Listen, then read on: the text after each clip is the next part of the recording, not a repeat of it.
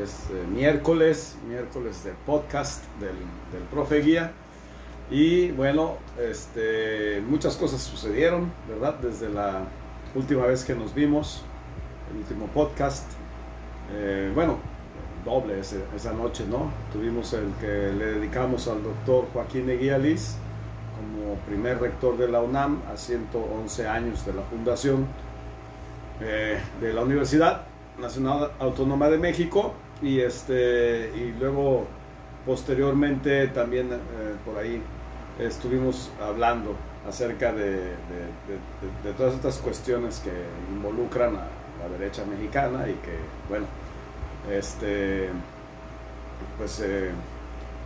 algo está cambiando en México y se está reflejando en una serie de factores y de circunstancias que están haciendo que los partidos tradicionales, que durante mucho tiempo gobernaron México, o que hicieron como que gobernaban México, cada vez se desconfiguren más, ¿no? Se vengan abajo completamente. Y entonces en ese sentido nosotros tenemos un tema muy, muy sabroso que abordar esta noche, que es el tema de CONACYT y esta trama de corrupción que se encargaba de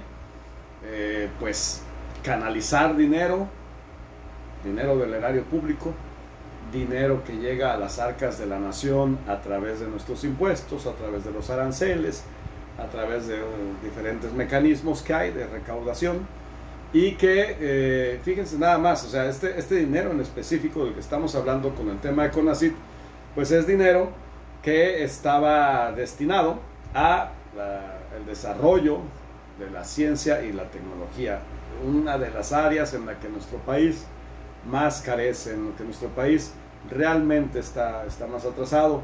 ¿Por qué? Porque al final de cuentas, ¿qué significa la investigación o qué significa el desarrollo en ciencia y tecnología? Yo le decía a mis alumnos cuando les daba la clase de metodología de la investigación, que un trabajo, o sea, en sí, llevar a cabo un trabajo de investigación utilizando la metodología de la investigación, de nada servía si al final de cuentas no había una publicación. Se tiene que publicar lo que se investiga. El resultado de esa investigación, sea favorable o no a la hipótesis planteada en un principio, se debe de publicar. ¿Por qué? Pues porque es conocimiento que se agrega al conocimiento previo y que viene a llenar los huecos, llenar los espacios que todavía hay por llenar. Entonces, ¿cuál es el objetivo último del financiamiento de proyectos de ciencia o proyectos de tecnología? Bien sencillo, se resume en una palabra: patente. Las patentes. Hay muchos países que sus ingresos tienen que ver con precisamente las patentes. Entre más patentes tiene un país, pues más flujo de dinero de todo el mundo llega a ese país. Es más, cuando hablábamos acerca de la autonomía de la UNAM, cuando el doctor Eguía Liz habla de que se tiene que llegar a una autonomía plena, la autonomía plena sería que la UNAM, o que cualquier universidad autónoma, dejara de recibir dinero de parte del Estado.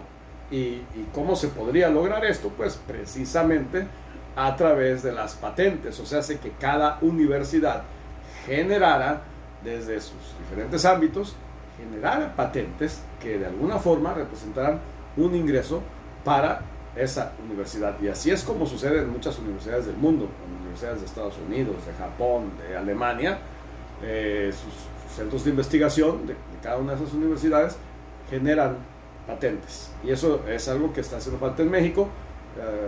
Según datos que arrojó la OCDE hace ya algunos años, la mayor generadora, la universidad que más patentes genera, pues es precisamente la UNAM. Y esas infames universidades de modelo neoliberal no producen ninguna patente. Al contrario, esas universidades de mucho renombre terminaron adoptando este modelo por el cual arrendan modelos educativos importados de otras universidades. O sea, en lugar de producir un una estructura capaz de que habilite a sus alumnos para que precisamente lleven a cabo investigación y esta investigación se traduzca en patentes. No, al contrario, terminan pagando a forma de patente, hablando de patentes, un modelo educativo creado en otro país y que es impuesto o que es aterrizado aquí en México, sabrá Dios con qué resultados, ¿no? Esa es la importancia. Y fíjense cómo al final de cuentas todos los temas terminan entrelazándose. ¿Por qué? Bueno, resulta ser que el gran escándalo, como había yo dicho, estalló porque la FGR dio a conocer, o sea, la Fiscalía General de la República dio a conocer que hay abierta una carpeta de investigación en contra de 31 funcionarios de CONACYT. Ojo con esto, funcionarios de CONACYT, o sea, hay un director, hay una serie de subdirectores, jefes de área, hay toda una estructura de personas que trabajan o trabajaron para CONACYT que se están viendo involucradas en esta carpeta. Ya se tiraron órdenes de aprehensión, todo este asunto. Y aquí es importante señalar, ¿no?, lo que también ya en algún momento expliqué en alguno de los podcasts pasados, que es el manejo del lenguaje, la manipulación mediática que existe. Y pues esto nos lleva a un escenario orwelliano, ¿sí?, de doble discurso, porque desde la derecha, desde algunos medios de comunicación e inclusive desde algunas instituciones educativas, se insiste en decir que se está persiguiendo, que se está reprimiendo a 31 científicos. Y entonces, ¿qué es lo que sucede? De inmediato, en el imaginario de la gente, en el imaginario del mexicano promedio, esto de que se esté persiguiendo a 31 científicos, pues rechina, ¿no? Sobre todo en un país con los altos índices de violencia que seguimos sufriendo, que de pronto se diga el gobierno de México o la FGR, la Fiscalía, abrió carpetas de investigación en contra de 31 científicos, pues inmediatamente la opinión pública se decanta a favor de los supuestos científicos. Lo primero que tenemos que hacer es dejar de utilizar ese término.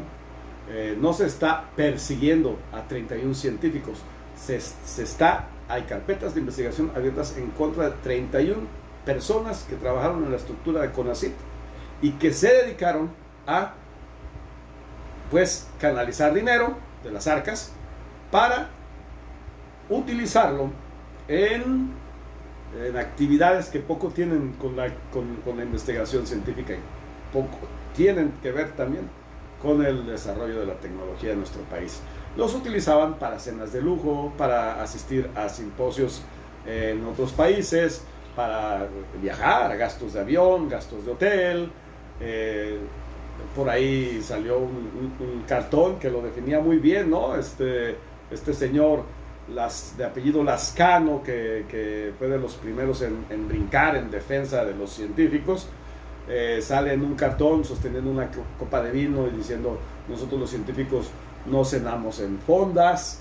Entonces eso nos hace ver, ¿no?, a qué grado y qué tan profunda y qué tan extendida estaba la práctica de la corrupción en nuestro país. También en los medios de comunicación, en Twitter, en redes sociales, nos han recordado, porque hay quienes han parado de pestañas y han dicho: ¿cómo puede ser posible que se diga que haya científicos involucrados en actos de corrupción? No, estos señores son éticos, tienen una rectitud. Bueno, entonces habría que recordarle, y tal cual lo han hecho las redes sociales, el tema de la estafa maestra, ¿sí? Hay personas hoy en día en la cárcel precisamente involucradas en este tema de la estafa maestra, y recuerden ustedes que las instituciones que estuvieron involucradas en este manejo inadecuado de fondos públicos eran instituciones de educación privadas. O sea, lo público el dinero público se estaba yendo a instituciones privadas, pero del erario salían 10 millones de pesos y a la escuela pública a la que se destinaba a la escuela privada a la que se destinaba este recurso, nada más recibía 1 millón, y en el camino pues se perdían 9 millones, que es lo típico en este tipo de operaciones. Y esas universidades, algunas de ellas de renombre, todas ellas privadas, y todas ellas universidades que hablan de que a sus alumnos les enseñan valores, que a sus alumnos no los educan para ser empleados, los educan para ser líderes, para ser tiburones, tigres, pero con valores, y por lo general se frenan, ¿no? Sinceramente se frenan cuando dicen esta cuestión de los valores, y uno casi lo puede ver en la forma en la que se están expresando. Lo que ellos quieren decir es valores cristianos, ¿no? O valores pues como los que venían indicados en el manual de Carreño. Me estoy refiriendo a que de pronto estas universidades dicen que ellos van más allá de lo simplemente académico y se encargan de imbuirle a sus alumnos, y no solamente universidades, también preparatorias, secundarias, primarias, le imbuyen a sus alumnos valores para reestructurar nuestra sociedad, para que nuestra sociedad vuelva a ser lo que era antes.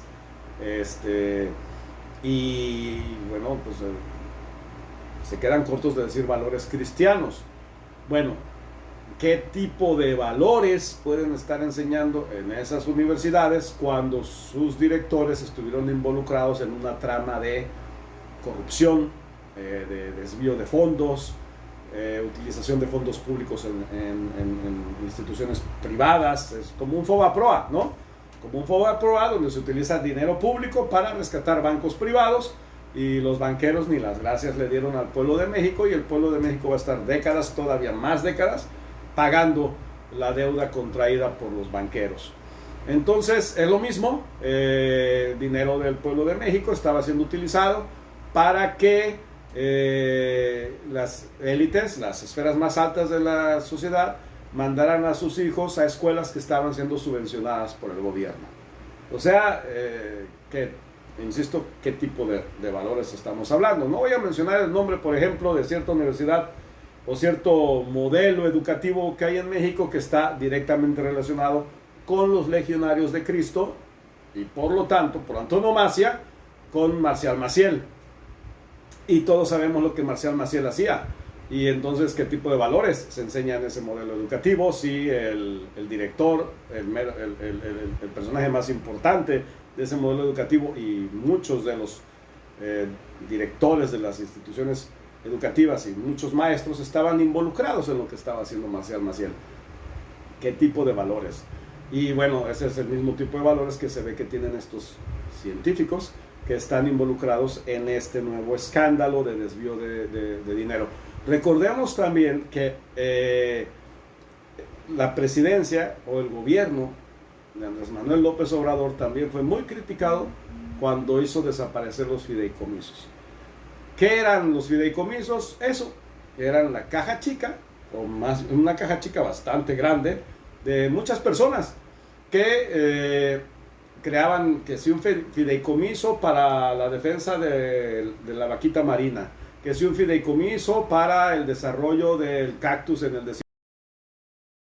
desierto de Nuevo León, que si un fideicomiso para XYZ, unos nombres pero muy creativos, a eso sí se los acepto, que sí le metían imaginación al nombre de los fideicomisos, pero al final de cuentas era dinero que salía de las arcas públicas, que se iba a fondo perdido, y que nadie sabía al final de cuentas para qué era utilizado, y entre esos fideicomisos, pues ahí está el Fonden, ¿sí? Que era un pozo sin fondo para que cada vez que hubiera una tragedia en México, un terremoto, un huracán, un deslave, una inundación, lo que fuera,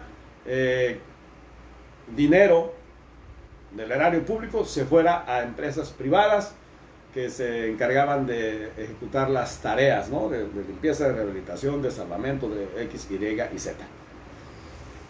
Hoy ese dinero no se está utilizando de esa manera. Ese dinero se está utilizando de forma directa. El gobierno, los diferentes gobiernos, tanto el gobierno federal como los diferentes gobiernos estatales, como los gobiernos municipales, están accionando de forma directa y así hay menos dinero cayéndose de la mesa, ¿no? Para quienes entienden esa referencia, los políticos utilizan mucho la referencia de que pones el dinero en la mesa y luego cuando lo vas a entregar para que cumpla la finalidad para la cual se etiquetó ese dinero, pues tú agarras y le haces así, y lo que se meta al cajoncito, pues es lo que se te queda, ¿verdad?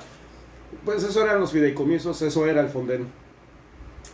Y entonces hoy en día nosotros tenemos que celebrar que no haya vacas sagradas en México, que no haya a quienes la ley no pueda tocar como antes, así como no se tocó a los dueños de la guardería ABC, pues estos pseudocientíficos.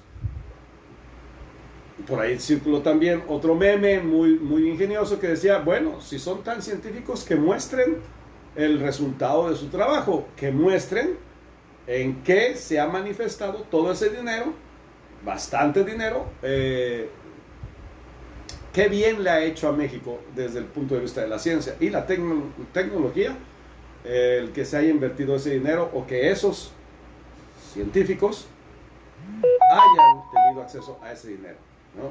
Que nos muestren el resultado de sus investigaciones. Eso sería bastante interesante, ¿no? Y tal vez sería una forma de ellos mismos demostrar que ese dinero estaba siendo bien utilizado. Pero bueno, eso ya no va a ser cuestión de que lo mencionen en Twitter, ya no va a ser, ahora lo van a tener que decir ante un juez, ¿no? Y ese juez va a decidir si son culpables o no y qué tipo de pago tendrán que hacerle a la sociedad por andar utilizando dinero público para ir a cenas a restaurantes caros, ¿no? Entonces eso debe de ser para el pueblo de México un indicador muy claro y muy preciso acerca de qué tan profunda era la corrupción, qué tan enmarañados están ese tejido de complicidades que hay, ¿sí? Que, por ejemplo, lleva a que 7 años después de la tragedia de Iguala, de la noche de Iguala, todavía no sepamos qué sucedió con los 43 normalistas de Ayotzinapa. O sea, ¿por qué no podemos saberlo? Pues porque hay una red de complicidades que impide que se avance en la investigación. Y esa misma red de complicidades es la que utilizaron estos empleados de CONACYT, estos funcionarios de CONACYT, para canalizar dinero, pensando que las cosas iban a seguir igual. Por eso estaban tan nerviosos, por eso decían que si ganaba Morena se iban a ir del país. Bueno, pues se confiaron y se quedaron en el país. Y las investigaciones continúan. Decían, no, yo nunca me voy a olvidar, cuando yo era niño, veía yo en la televisión, yo creo que muchos de ustedes que son de mi edad, veía un programa de televisión que todavía era en blanco y negro, imagínense, que se llamaba Los Intocables, Elliot Ness y Los Intocables. Y en alguna ocasión, ¿sí? Porque yo cuando veía alguna película o veía algún programa de televisión, por lo general lo comentaba con mi papá, con mi mamá, y ellos me daban más información acerca de lo que yo había visto. Terminando de ver en específico un capítulo de Los Intocables, hubo algo que no me quedó muy claro, y mi papá, que era contador público, me explicó que de lo que se trataba ese capítulo era que no se iba a perseguir a Al Capone por el tema de sus crímenes, sino que se iba a seguir el rastro del dinero. O sea, que todas las actividades delictivas que llevaba a cabo Al Capone, que se manifestaban con crímenes, en realidad el trasfondo era que el señor estaba haciendo dinero. Entonces lo que había que seguir era el trazo, la ruta o las migajas que iba dejando el dinero, ¿no? Y entonces, ¿no? Dice, el programa de televisión por lo general está enfocado hacia los gatilleros, hacia los que tiran balazos, hacia los policías de un lado y hacia los gatilleros de Al Capone del otro. Pero al final de cuentas, Al Capone terminó en la cárcel no por los crímenes de sangre que cometió, sino por la evasión fiscal y el enriquecimiento ilícito. Pues ahí está. ¿Sí? Este gobierno, la 4T, llegó para cambiar a México. Y si para cambiar a México hay que seguir la ruta del dinero, y si en la ruta del dinero aparecen científicos, aparecen una señorita de apellido Gómez Montt que hacía programas de televisión y que de repente 3,000 millones de dólares y bueno, unas cantidades espantosas de dinero, bueno, pues ahora ustedes lo pueden ver, ¿sí? Claro que nos van a tratar a mí me sorprende, por ejemplo, la cantidad de instituciones, incluida la UNAM y otras instituciones que han salido por ahí, que han salido a defender a los científicos. Casi que están diciendo, oigan, voltéenme a ver a mí, ¿no? O sea, porque salió la UNAM y luego salió algo que tenía que ver con biología, y bueno, pues son científicos, pues supongo que trabajan en la UNAM y supongo que trabajan en esa institución gubernamental dedicada al estudio de la biología. Ahorita se me olvida el nombre del instituto ese, pero pareciera ser que ellos solitos están levantando la mano para decir, investígame a mí también, ¿no? Y adelante, que los investiguen, a quien haya que investigar, sin importar a qué se dedica la persona. Si está tomando dinero del erario público y por lo tanto le está metiendo la mano al bolsillo de los mexicanos, que pague por las consecuencias. Eso es lo que necesitamos en México. Frenar de una vez por todas la corrupción. De nada sirve celebrar 200 años de independencia si el país está siendo utilizado como la caja chica es un eufemismo, estoy siendo casi sarcástico con eso de caja chica, de gentes que se lo apropiaron como si fuera para ellos. México es de todos los mexicanos, no de esa cúpula en el poder que se dedicó a ponernos de rodillas mediante prácticas bastante inadecuadas. Administración tras administración se dedicaron a robar a manos llenas, y hoy las cosas parece que están cambiando, y estas carpetas de investigación abiertas en contra de estas 31 personas son una muestra más de que realmente algo está cambiando en México, y que nosotros los mexicanos tenemos que hacer todo lo posible para que esto así continúe, para que nuestros hijos realmente tengan oportunidades, para que los hijos del obrero, los hijos del campesino tengan oportunidad de entrar a universidades en donde haya departamentos de investigación científica, y el gobierno mexicano tenga por seguro que los recursos que le ceda a esa universidad van a ser bien utilizados, y que esos jovencitos y jovencitas dentro de algunos años realmente estén produciendo esas patentes que tanto le urgen a nuestro país. Ese desarrollo científico y ese desarrollo tecnológico que va a hacer que realmente tengamos soberanía con respecto a otros países. Y ahí les dejo eso para la reflexión. Les vuelvo a repetir, comentarios, sugerencias son más que bienvenidas, y nos estaremos viendo en el próximo podcast. Si no es el siguiente miércoles, esperemos que sea antes, no sé, depende, pero nos seguiremos viendo. Que tengan una bonita noche.